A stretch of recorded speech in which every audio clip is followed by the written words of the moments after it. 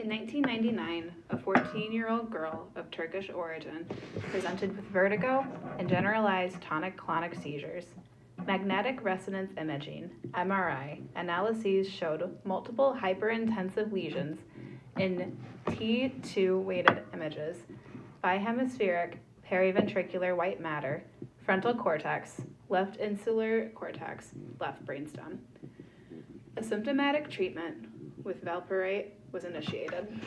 In 2002, 3 years after the onset of central nervous system inflammation, a mild thrombocytopenia, 110 per 10 to the third cells per microliter, occurred for the first time, but no further diagnostics were carried out. In the next years, she experienced various neurological symptoms, such as hypoesthesia, weakness of her right arm, vertigo, and double vision. These relapses occurred in a frequency of 1 to 6 events per year. MRI analyses showed a slow progression of inflammatory gadolinium-enhancing lesions, mostly localized in subcortical and periventricular areas.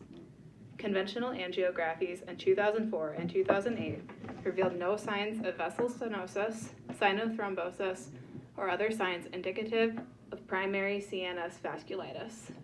Under the assumption of a relapsing, readmitting multiple sclerosis, these clinical symptoms, as well as future relapses, were treated with intravenous steroids until 2011.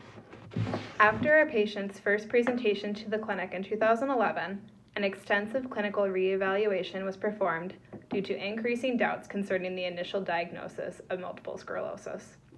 Analyses of cerebrospinal fluid, or CSF, showed lymphocytic pleocytosis, intrathecal synthesis of immunoglobulin G and immunoglobulin M, impairment of blood-brain barrier integrity, and positive oligoclonal bands.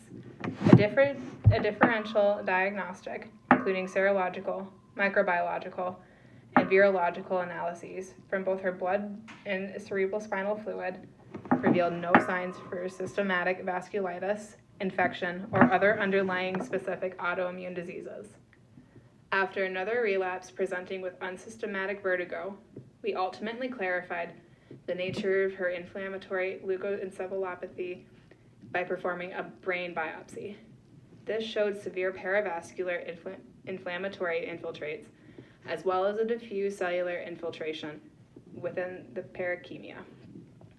The infiltrates were dominated by small mature CD3 T cells and high numbers of CD138 plasma cells, whereas only low B cell numbers could be observed.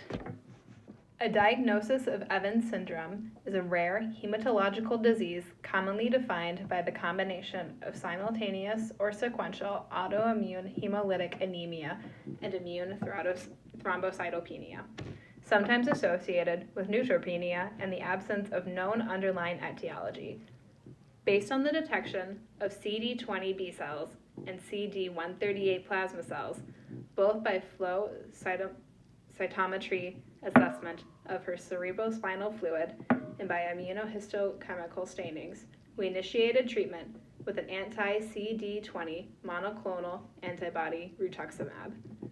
This treatment regimen could be beneficially used in CNS inflammation and has already been reported to be effective in cases of Evans syndrome. Prognosis: Evans syndrome.